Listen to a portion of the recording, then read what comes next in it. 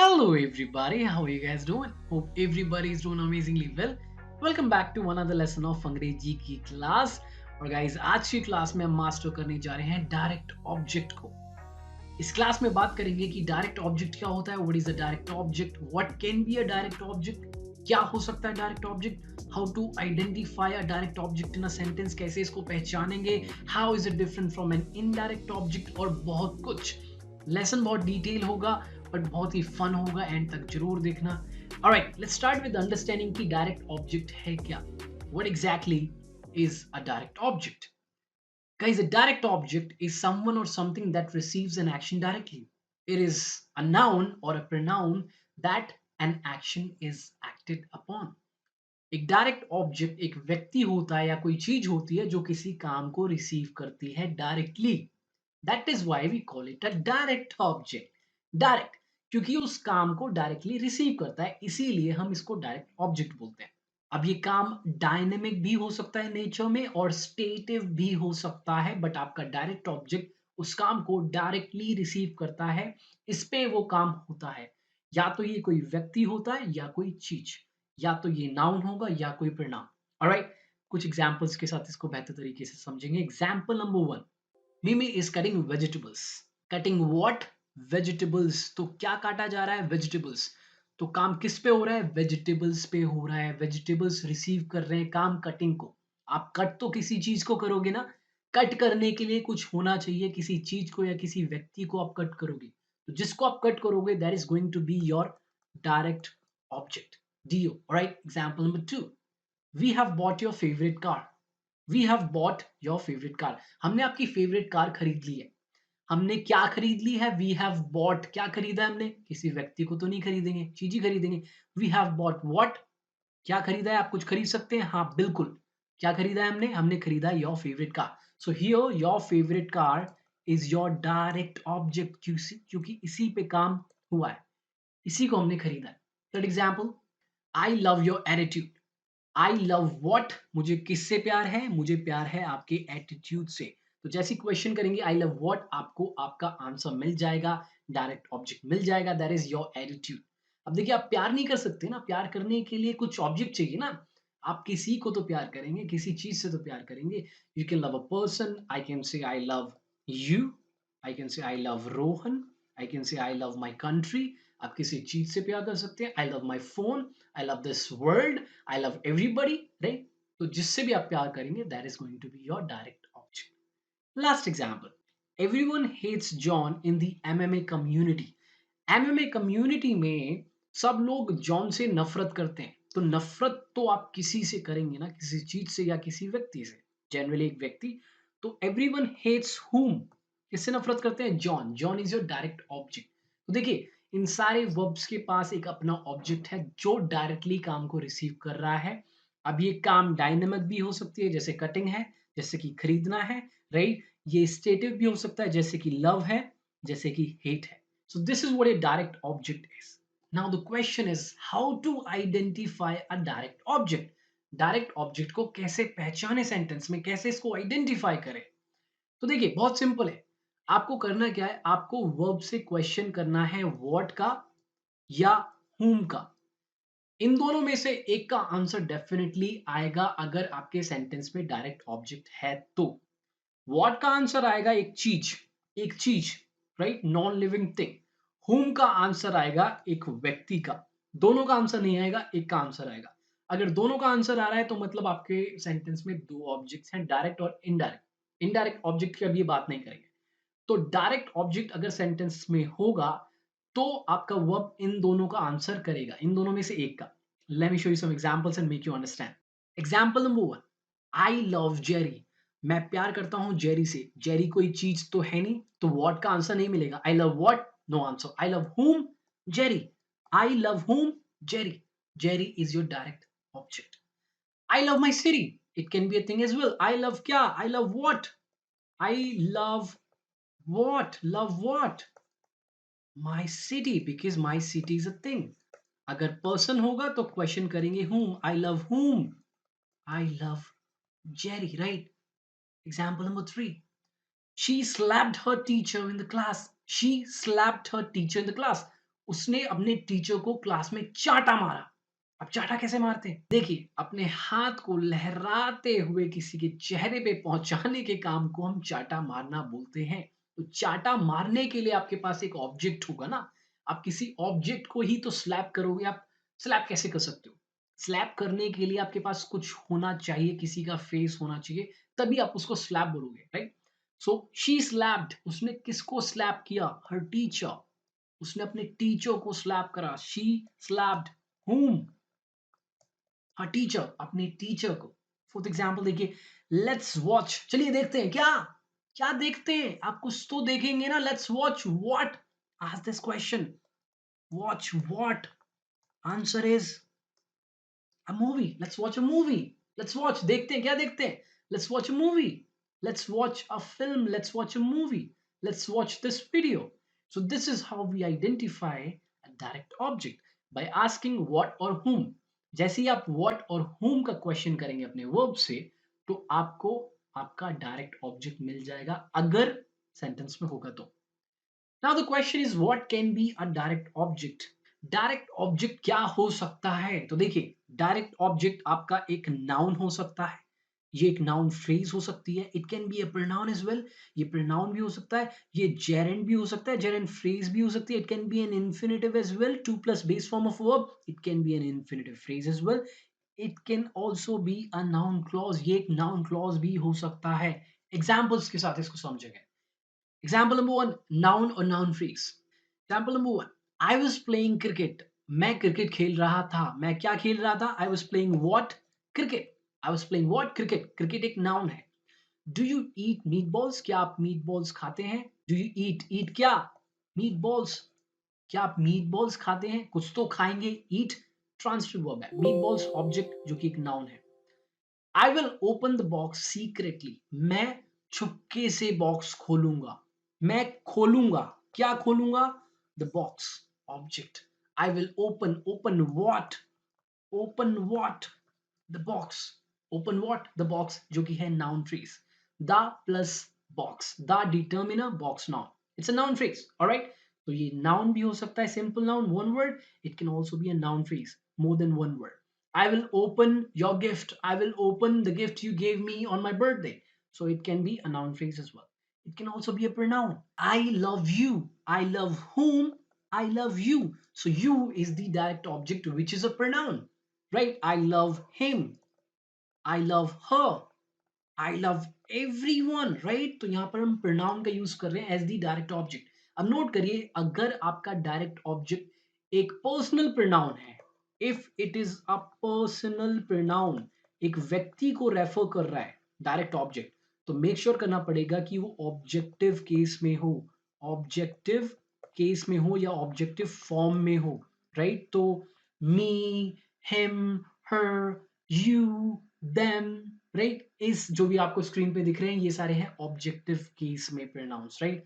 अगर आपका direct object एक प्रोनाउन है, पर्सनल प्रोनाउन, तो ये ऑब्जेक्टिव केस में होगा। आप ये नहीं कहेंगे I love he, I love she, ये हो जाएगा गलत, राइट? आपका डायरेक्ट ऑब्जेक्ट सब्जेक्टिव केस में नहीं होगा। दूसरा example, she invited everyone to the party. She invited किसको? एवरीवन। शी इनवाइटेड, किसको इनवाइट करा? सबको, उसने सबको पार्टी में इनवाइट करा। She invited everyone to the party. It can be a pronoun as well, it can also be a gerund. Gerund क्या होता है? वर्ब का फर्स्ट फॉर्म प्लस आईएनजी जो कि नाउन की तरह फंक्शन करता है।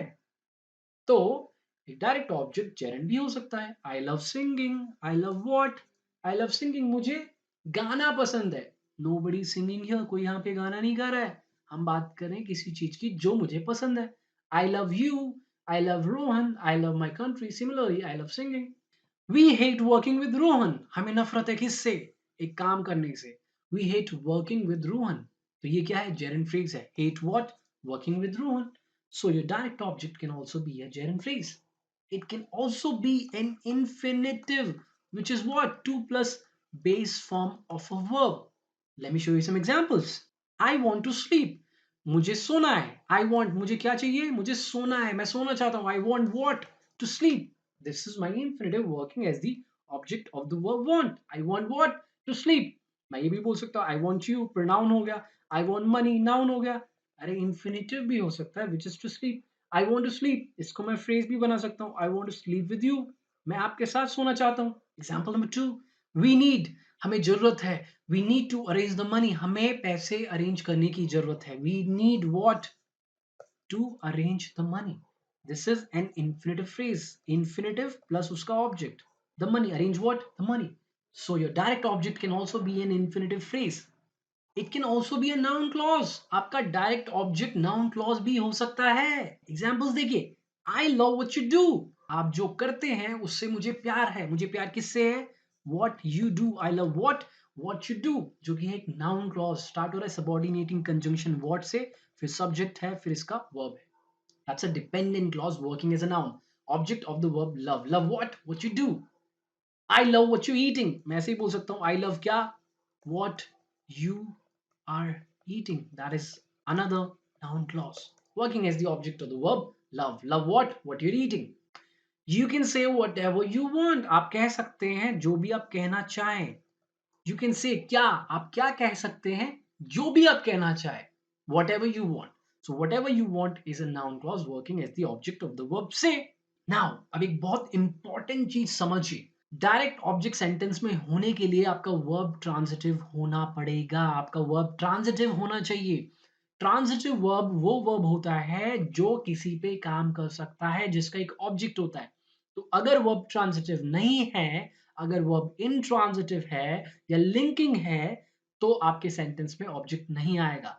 इन order to have a direct object the verb has to be transitive, verb transitive होनी चाहिए। अगर वर्ब इंट्रांजिटिव है तो डायरेक्ट ऑब्जेक्ट नहीं आएगा। अगर वर्ब लिंकिंग है तो भी डायरेक्ट ऑब्जेक्ट नहीं आएगा, तो फिर कॉम्प्लीमेंट आएगा। अब देखिए, इंट्रांजिटिव वर्ब्स वो वर्ब्स होती है जिनका ऑब्जेक्ट नहीं होता, जो किसी पे काम नहीं कर सकती। जैसे स्लीप, क्या आप किसी को सो सकते हैं, क्या आप मुझको सो सकते हैं। जैसे कि लाफ, क्या आप मुझको हंस सकते हैं। जैसे कि स्माइल, क्या आप मुझको स्माइल कर सकते हैं। आप स्माइल मेरी तरफ कर सकते हैं, मुझको स्माइल नहीं कर सकते। क्या आप मुझको रो सकते हैं, क्राई, यू कांट क्राई मी। तो ये कुछ इंट्रांजिटिव वर्ब्स हैं। स्क्रीन पे आपको एक पोस्ट दिख रही है मेरी वेबसाइट की, जहां पर मैंने इंट्रांजिटिव वर्ब्स की लिस्ट दे रखी है, समझा रखा है। इस पोस्ट को आप गो थ्रू करिए, आपको सब समझ में आ जाएगा। कुछ एग्जांपल्स स्क्रीन में है हमारे पास। I slapped in the kitchen last night, I slapped, slapped verb है। आप क्या किसी को आप सो सकते हैं, नहीं, इसका ऑब्जेक्ट है ही नहीं। Monica is laughing at us, Monica is laughing, Monica हंस रही है। अब क्या आप किसी को हंस सकते हो, नहीं, आप किसी पर हंस सकते हो। तो एट देखिए प्रेपोजिशन है, तो इंट्रांजिटिव वर्ब्स के आगे प्रेपोजिशन आएगा, फिर प्रेपोजिशन का ऑब्जेक्ट होगा, इनका डायरेक्ट ऑब्जेक्ट नहीं आएगा। सेम थिंग होता है लिंकिंग वर्ब्स के साथ। तो लिंकिंग वर्ब्स के आगे भी ऑब्जेक्ट नहीं आता, इनके आगे कॉम्प्लीमेंट आता है, right. You are a dancer, तो यहाँ पर डांसर ऑब्जेक्ट नहीं है, कॉम्प्लीमेंट है। My father is a teacher, my father is a teacher, यहाँ पर अ टीचर कॉम्प्लीमेंट है, ना कि एक डायरेक्ट ऑब्जेक्ट। तो इसको ध्यान रखिए, लिंकिंग वर्ब्स के बाद कॉम्प्लीमेंट आएगा, इंट्रांजिटिव वर्ब्स के बाद डायरेक्ट ऑब्जेक्ट नहीं आएगा, केवल ट्रांजिटिव वर्ब्स के बाद डायरेक्ट ऑब्जेक्ट आएगा। अब देखिए, कुछ वर्ब्स ऐसी होती है जिनके आगे डायरेक्ट ऑब्जेक्ट आता है एक थिंग की फॉर्म में, मतलब they gonna be a thing, person नहीं होगा, ये चीज होगी। ये वर्ब्स आपके स्क्रीन पे दिख रहे हैं, राइट। ये पोस्ट है मेरी डायरेक्ट ऑब्जेक्ट पे, जिसपे मैंने डायरेक्ट ऑब्जेक्ट को एक्सप्लेन कर रखा है बहुत डिटेल में, वेबसाइट पोस्ट है, लिंक मिल जाएगा आपको डिस्क्रिप्शन में। तो ये कुछ वर्ब्स हैं जिसके आगे डायरेक्ट ऑब्जेक्ट आएगा एज अ थिंग। अब इसके नीचे ये वर्ब्स हैं जहां पर डायरेक्ट ऑब्जेक्ट आएगा एज अ पर्सन। हमेशा इसके आगे डायरेक्ट ऑब्जेक्ट थिंग नहीं होगा, पर्सन होगा, right. It's very important to note. तो आप वीडियो के बाद इस लिंक के थ्रू इस पोस्ट पे जाइए और ये डिटेल में थोड़ा सा पढ़िए, एग्जाम्पल्स यहाँ पर और आपको मिल जाएंगे। Now what is the difference between a direct object and N indirect object. देखिए, डायरेक्ट ऑब्जेक्ट डायरेक्टली रिसीव करता है काम को, इनडायरेक्ट ऑब्जेक्ट रिसीव करता है डायरेक्ट ऑब्जेक्ट को। और इनडायरेक्ट ऑब्जेक्ट आपका सेंटेंस में तभी आएगा जब डायरेक्ट ऑब्जेक्ट ऑलरेडी हो। डायरेक्ट ऑब्जेक्ट के लिए इनडायरेक्ट ऑब्जेक्ट का होना जरूरी नहीं है कि अकेले आ सकता है। इनडायरेक्ट ऑब्जेक्ट के लिए हम सेम चीज नहीं कह सकते। इनडायरेक्ट ऑब्जेक्ट तभी आएगा जब डायरेक्ट ऑब्जेक्ट ऑलरेडी प्रेजेंट है सेंटेंस में। इनडायरेक्ट ऑब्जेक्ट एक जनरली व्यक्ति होता है जो डायरेक्ट ऑब्जेक्ट को रिसीव करता है। डायरेक्ट ऑब्जेक्ट इसी के लिए होता है, राइट। तो जब आप क्वेश्चन करेंगे वर्ब से, टू हुम या फॉर हुम, किसको या किसके लिए, तो आपको आपका इनडायरेक्ट ऑब्जेक्ट मिल जाएगा। एग्जाम्पल्स देखते हैं। She gave me a book, she gave me a book, उन्होंने मुझे एक बुक दी। शी गेव क्या दिया? A book. She gave what? A book. तो ये तो हो गया हमारा डायरेक्ट ऑब्जेक्ट, अ बुक। उन्होंने क्या दिया? मुझे एक बुक दिया। अब इस बुक को रिसीव किसने करा? वो मैंने किया। She gave me a book. तो इसका रिसीवर, इस डायरेक्ट ऑब्जेक्ट का रिसीवर कौन है? Me. Me, that is my direct, sorry, indirect object. तो आ बुक है यहाँ पर डायरेक्ट ऑब्जेक्ट और मी है इनडायरेक्ट ऑब्जेक्ट। अगर आप क्वेश्चन करेंगे she gave a book to whom, किसको, तो आपको आंसर मिल जाएगा मी, इनडायरेक्ट ऑब्जेक्ट। दूसरा देखिए, can you pass John my bottle? Can you pass, क्या पास कर सकते हैं? पास क्या? My bottle. This is what I am asking you to pass. क्या आप मेरी बोतल पास कर सकते हैं? किसको? जॉन को। पास टू हुम? जॉन। मैंने एक राहुल के लिए पपी खरीदा। I bought Rahul a puppy. I bought, एक और एग्जाम्पल ले लेते हैं। I bought Rahul a puppy. मैंने क्या खरीदा? पपी खरीदा। किसके लिए खरीदा? राहुल के लिए खरीदा। तो इस पपी को किसने रिसीव करा? राहुल ने। आई बॉट क्या? पपी। किसके लिए? फॉर हुम, किसके लिए? राहुल। तो ये है इनडायरेक्ट ऑब्जेक्ट। डायरेक्ट ऑब्जेक्ट अकेले आ सकता है, इनडायरेक्ट ऑब्जेक्ट नहीं आ सकता। और वो वर्ब्स जो डायरेक्ट और इनडायरेक्ट ऑब्जेक्ट दोनों रखती हैं सेंटेंस में, इनको बोलते हैं डायट्रांजिटिव वर्ब्स, जिस पे वीडियो है ऑलरेडी मेरे इंग्लिश वाले चैनल पे। पोस्ट भी है वेबसाइट की, दिख रही है आपको स्क्रीन पे, चाहिए समझिए। जाने से पहले आपके लिए छोटा सा टास्क, स्क्रीन पे आपको कुछ दिख रहे हैं सेंटेंसेस, आपको इनमें से डायरेक्ट ऑब्जेक्ट्स ढूंढने हैं। वेबसाइट पे ये ऑलरेडी क्विज अवेलेबल है विद द आंसर्स, तो आप कमेंट सेक्शन में आंसर करिए और फिर अपने आंसर्स को मैच करिए मेरे आंसर से वेबसाइट पे जाके। तो उम्मीद है लेसन पसंद आया होगा, समझ में आ गया कि डायरेक्ट ऑब्जेक्ट क्या है, कैसे आइडेंटिफाई करना है, क्या हो सकता है डायरेक्ट ऑब्जेक्ट, किन वर्ब्स के साथ आता है, कब नहीं आएगा, इनडायरेक्ट ऑब्जेक्ट क्या है, दोनों अलग कैसे। I hope everything is clear. तो आज आपने मास्टर कर लिया डायरेक्ट ऑब्जेक्ट। नॉलेज अपने पास तक नहीं रखनी है, pass it on to others as well. तो शेयर करिए लेसन को। चैनल से अभी तक जुड़े नहीं हैं तो सब्सक्राइब कर लीजिए। Subscribe to the channel, make sure you press that notification button as well, ताकि जब भी वीडियो आ जाए आपको नोटिफिकेशन मिल जाए। And if you have any question, any doubt, do let me know in the comment section below. I love to take your questions. मिलेंगे आपसे बहुत जल्द, तब तक के लिए बहुत सारा प्यार। हम आउट, नमस्कार।